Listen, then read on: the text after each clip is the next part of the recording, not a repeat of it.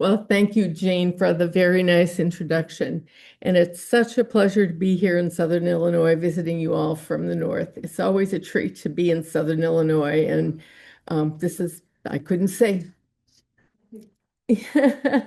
Oh, that's okay. And so it's always, I couldn't say no to this opportunity. In fact, when Greg Mueller and I talked about this presentation, I wasn't sure exactly how it would fit in. But in a broad sense, today we are looking at the status of plants in Illinois. And I was intrigued by the opportunity to explore a hunch I had. I was aware of a surge in botanizing over the past 2.5 decades, actually, coming from several quarters, and especially since I began working with plants of concern, um, which first was in Northeast Illinois and then moved down to Southern Illinois under Chris Benda, and now it's moved out to Northwest Illinois with Grant Fessler. So I'll be talking about that, and let's see if this works. And the second part, with the whole theme we've had of discussing plant communities in terms of geological and ecological influences, I thought I could do something on this topic with the gravel prairie sites that I've been particularly working with in the past few years. Through PLC, of course, I became acquainted with many sites throughout northeastern Illinois, but also many gravel prairies in the McHenry, Kane, and Cook counties, and then even Harlem Hills near Rockford and Winnebago County. And lately, I've been focusing on Dixie Briggs, Fromm, and Kane, and on the Cary Prairies and Lincoln Hill in McHenry County. So let's look at.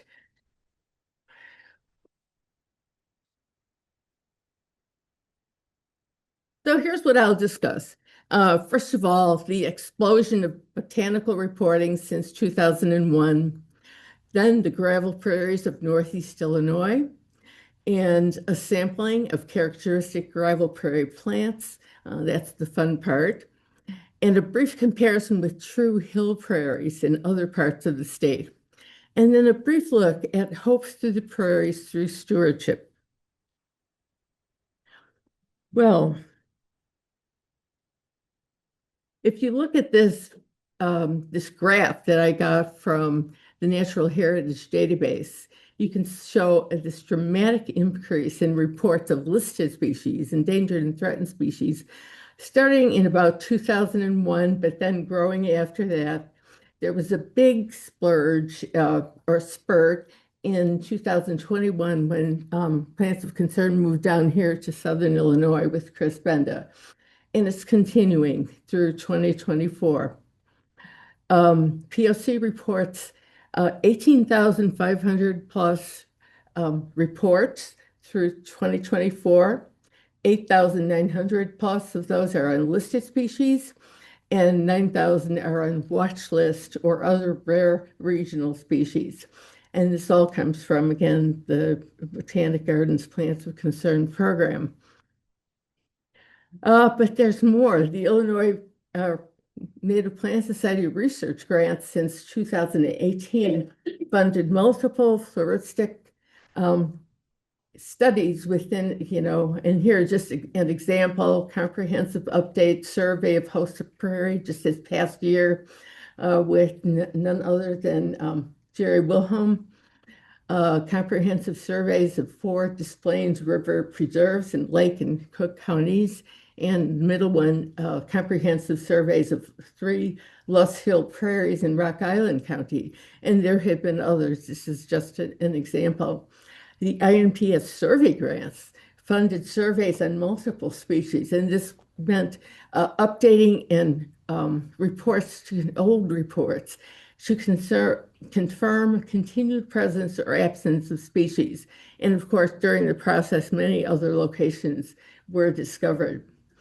The Northeast chapter of INPS recognized winners of the iNaturalist statewide 2018 Botany Big Year. Derek and Jared each logged in over 1,000 research grade reports in iNaturalist, And just last year in 2025, the Botany Big Year's top contender was Chris Benda with an amazing 2,800 plus observations. I believe that iNaturalist has revolutionized botanical engagement. Whatever you think about the accuracy of some of their identifications, it truly has turned things around. Since it was founded in 2008, numerous botany buffs have used this app to learn and report plants, scouring Illinois with enthusiasm. In fact, through January of this year, over 1 million observations, of which 790,000 were research grade, for Illinois alone were submitted by 40,900 some observers.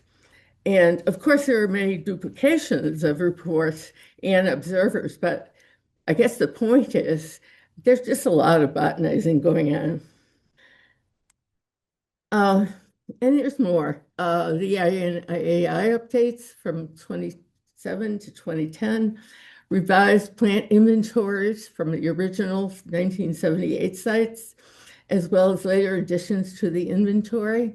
And now we have 1,099 total AI sites throughout the state. And Illinois Natural History Survey scientists submit regularly EO reports for listed species, as well as comprehensive site plant inventories from their fieldworks throughout the state. And getting a little closer to home, McHenry County Conservation District has a multi-year project to update all its site plant lists and plant inventories. And even individuals are hard at work out there. Jack Shoba, who maybe many of you know, he's talked to the INPS. He revisits INAI sites to systematically update previous surveys, including dry gravel prairies, Horlock Hills, and Beach Cemetery, and more. There's a lot more going on. So I'm going to segue now to the gravel prairies in northeast Illinois. And I will not repeat what we heard so well and eloquently, but I just want to say that our gravel hill prairies were preceded by 18,000 years of glacial activity. We learned about let's see if I can use this, the extent of the Wisconsin Glacier in northeastern and north central Illinois. The Illinois Glacier went further down in the state. So much of our state, but not right here, has been covered by glacial activity. The glacial outwash of sand and gravel deposits over dolomite bedrock covered the Woodnock moraine, and that's what you find up here in the Cary area or the northeastern Illinois area. And I'm going to refer to my notes here. So you should review what you heard earlier from our very good speakers. This was a complex evolution over millennia. We'll see in a later map that much of northeastern Illinois is a morainal system, which we also heard about. Moraines being the endpoints where glaciers halted and dropped a huge load of rocks, gravel, and sand called glacial outwash over dolomite bedrock. The glacier made several minor advances and retreats on the Woodstock moraine, leaving behind a series of landforms such as lesser moraines, cames, and eskers, which we still see today on the landscape and on which we find our gravel prairies.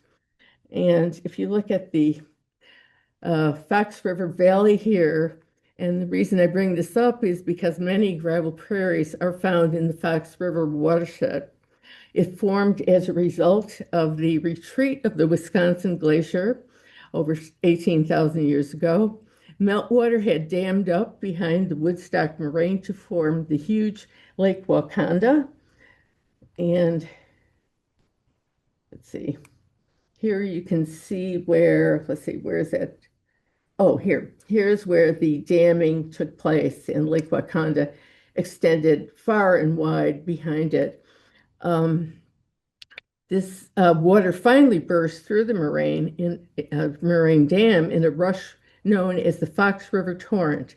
It carved the Fox Valley and its bluffs, and in time, the Fox River reverted to its present day width. And I have to really acknowledge Tom Simpson, whose lectures and field trips and notes have really influenced my thought about this. He's delved long and hard about these topics. So now we'll advance to post glacial times. And here we've heard quite a wonderful talk by Kimberly about the impact or the use of native plants by our indigenous peoples.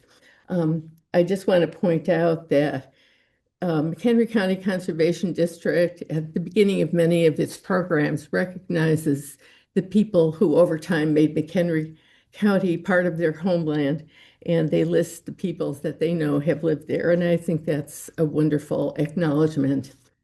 So as we heard, the Native Americans fished and hunted. They hunted the bison that grazed the prairies in some parts of Illinois. And they did eventually turn to small farming in small villages using the Three Sisters, which were incorporated or learned from the Southwest people. They burned the land to renew it. They burned the prairies eventually. We learned that the prairies developed a little bit later, but that's something we have finally learned to do well. And there was extensive trading among the indigenous nations when their shared culture and artifacts. So why is all of this so very special? And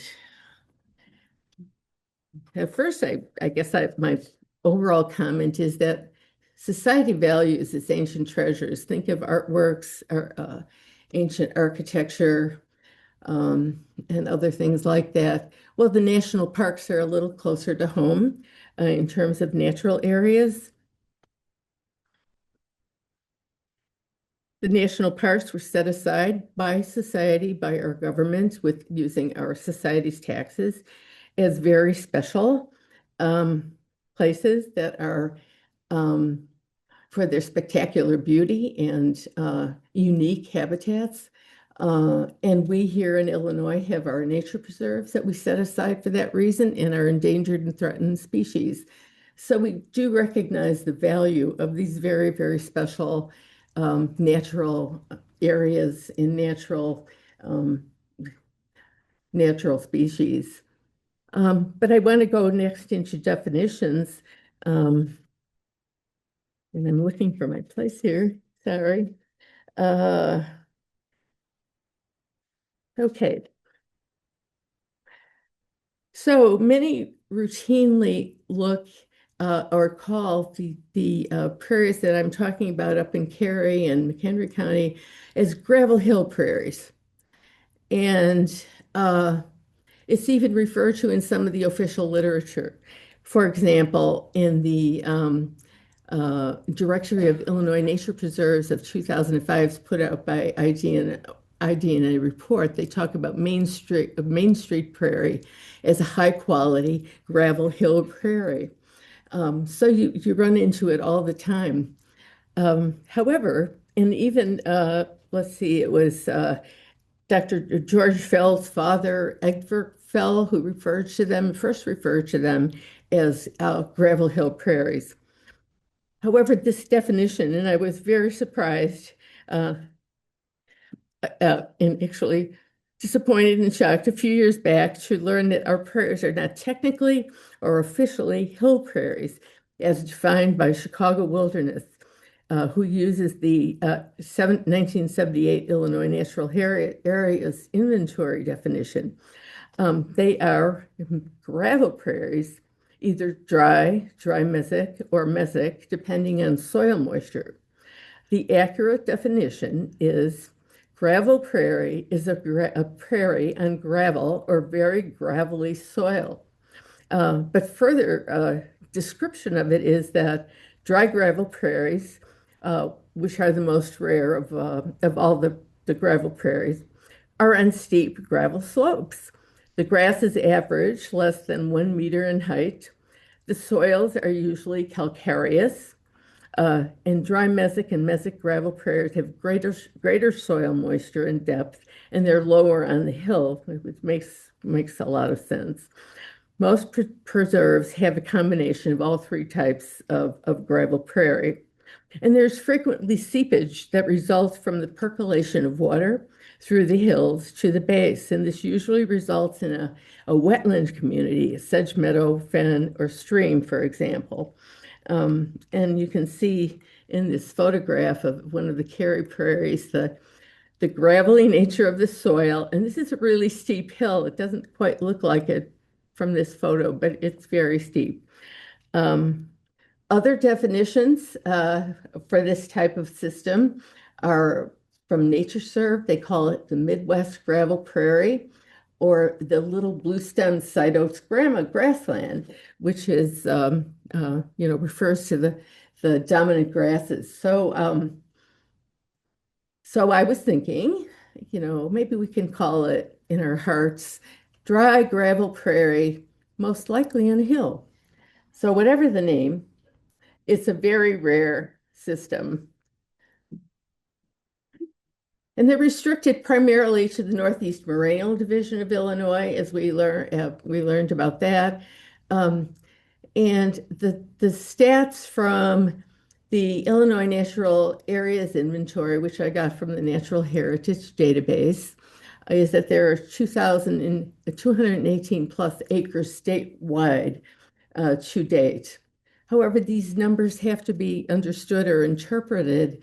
This includes only Category 1 high-quality natural areas, and some of these sites are only recorded with a presence of gravel prairie, not the entire acreage. So that's uncalculated.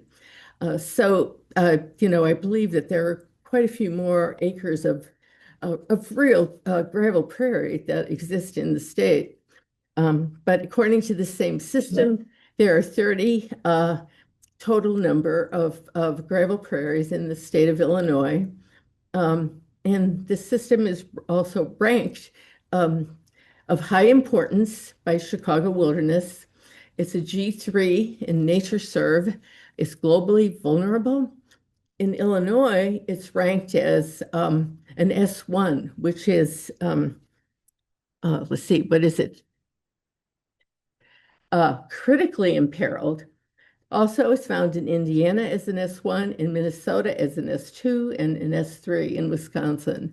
So, however you understand the numbers or interpret them or count them, it's still a very rare system and one that we should pay attention to. And this is the distribution of those prairies.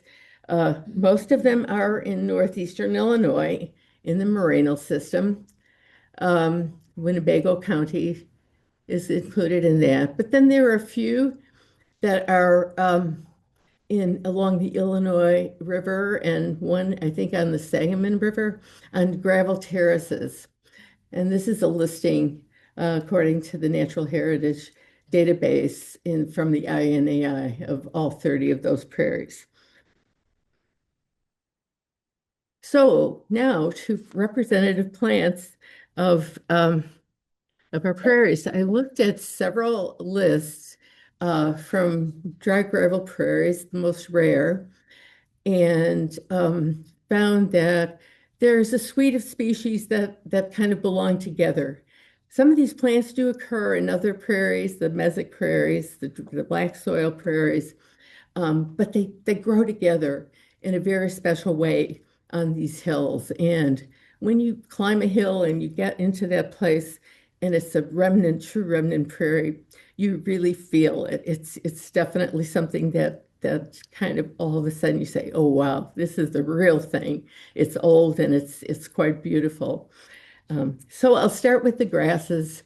And these are the matrix of the prairie, as in all prairies.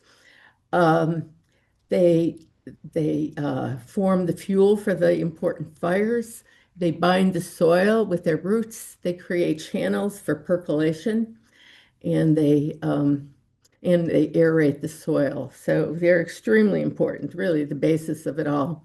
So you have, and I'm not going to talk much individually about each of these. I'll just read the names, the common names, and you can see the scientific names.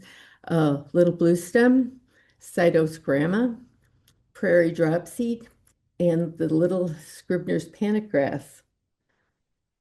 And then I'll talk a little bit about the endangered, threatened, and rare species, which are monitored by plants of concern. Richardson sedge is starting to bloom now up in the northeast area. It's very almost conspicuous, except for those bright staminate inflorescences. Prairie smoke, prairie buttercup, that's also blooming up there now. And pasque flower. Now, pasque flower is found in only a couple. It should be on more, but it's so special to the gravel hill, to the gravel prairie that I wanted to include it. Woolly milkweed, hills thistle, short green milkweed. And those are the rarest ones that we monitor. Characteristic plants of spring are shooting star, pale spiked lobelia, small skullcap, bird's foot violet, which is so charming, and violet wood sorrel. And I've noticed, and you probably have noticed it as well, that these early plants tend to be very short. They're low to the ground. And I suspect it's because they get enough sunlight to meet their needs before the taller grasses and forbs come in later in the season and would shade them out. And so they can do okay low to the ground. And there's some of the early summer blooming species that are also in that short category. Blue-eyed grass, hoary puccoon, false toadflax, and purple prairie clover, which is a little bit taller. And I put all the asters together here. Sky blue aster, aromatic aster. That's quite spectacular when it grows in groupings. Um, Silky aster, and what I'm choosing to call upland white goldenrod. It looks like an aster, and for many years it was in the aster genus, but most botanists now believe that it's a goldenrod because it hybridizes with at least four other goldenrod species and with no other aster species. So it seems to belong with the goldenrods. Um, and shown here with beech wormwood, which is a big green flowered plant, but it's kind of nice. Um, Lead plant, Carolina rose, another short plant, western sunflower, and grooved yellow flax. Much later blooming species, the Great Plains lady's tresses. Now this one is very short and it kind of glows very close to the ground among all the tall grasses. You have to really look for it, but when you find it, it's a treat. Um, Prairie gentian, cylindrical blazing star, and rough blazing star, along with oldfield goldenrod. Now for just a brief comparison with hill prairies, the true hill prairies and gravel prairies. Robert Evers' 1955 landmark article, The Hill Prairies of Illinois, led to the standardized definition and understanding, which was used by the Natural Areas Inventory in the 70s.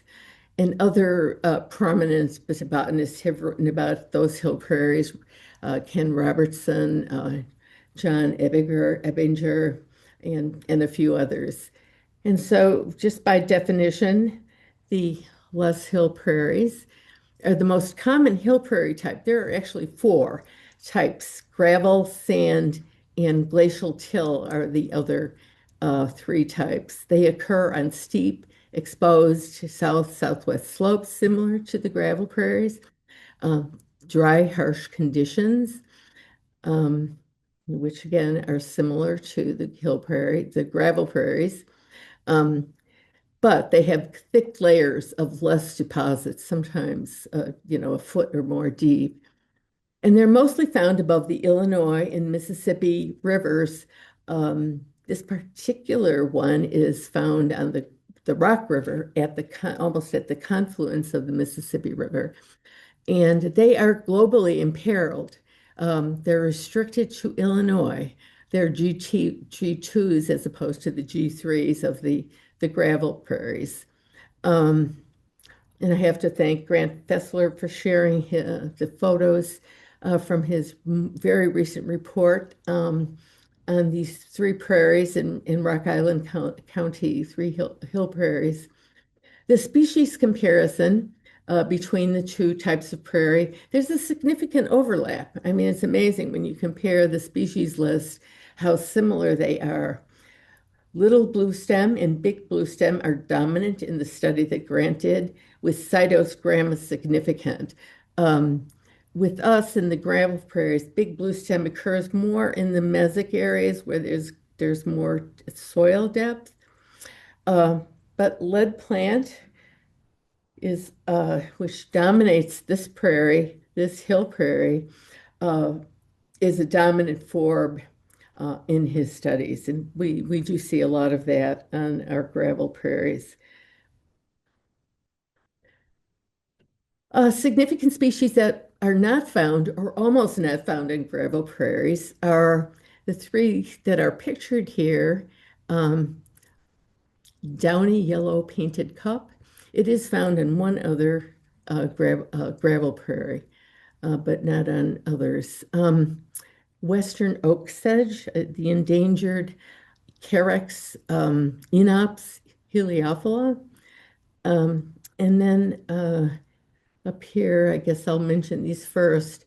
Um, Sand milkweed, marble seed, and indigo bush are among others that are found on hill prairies, but not on gravel prairies. But this is a plant I want to spend a couple of sentences about. It's Agellanus catingeri, or the round-stemmed false foxglove.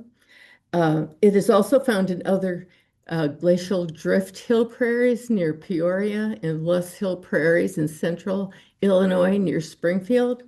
But I know it on one other prairie that's a gravel prairie in Kane County, Dixieburg's from, where I do a lot of monitoring. And there you can see the very steep hill, and you can't see the gravel soil because this is late summer. But we have quite a wonderful population of Agellanus catingeri there. So I do want to spend just a couple of slides talking about the importance of stewardship.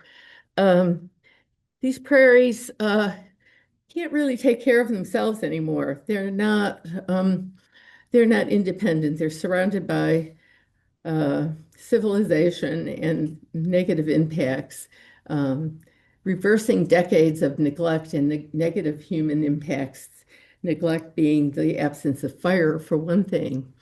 And so, in times of lost, low, or threatened funding that we are facing today, trained volunteers are essential for restoring and maintaining these treasured sites. Partnerships between landowners and local volunteer groups are truly key. Um, you need both. You need the landowner and the staff, but you need the people who care about these places, who live in their backyards. And so this is a shot of um, a great event that happened just last October um, at one of the Cary Prairies. It was in partnership with Cary Park District, Friends of Illinois Nature Preserves, which is now on the scene in a lot of places, and local volunteers. Um, since the 1980s, Many of you know this history. Groups have sprung up everywhere, starting with the North Branch Prairie Project in Cook County, where I spent my first days as a volunteer, and the Volunteer Stewardship Network of the Nature Conservancy. And these days, Friends of Illinois Nature Preserves is a recent convener of local stewardship groups working particularly on kind of nature preserves that need help. But one of the things that I've been inspired by is the young people that have started to become involved in this work to um, save the places that they truly value. And so they're doing various things. Here they are botanizing. Um, so that's the end of the story of my presentation. I just want to acknowledge and thank especially INPS Southern Chapter for this wonderful symposium and all the people who contributed to the presentation. So thank you very much.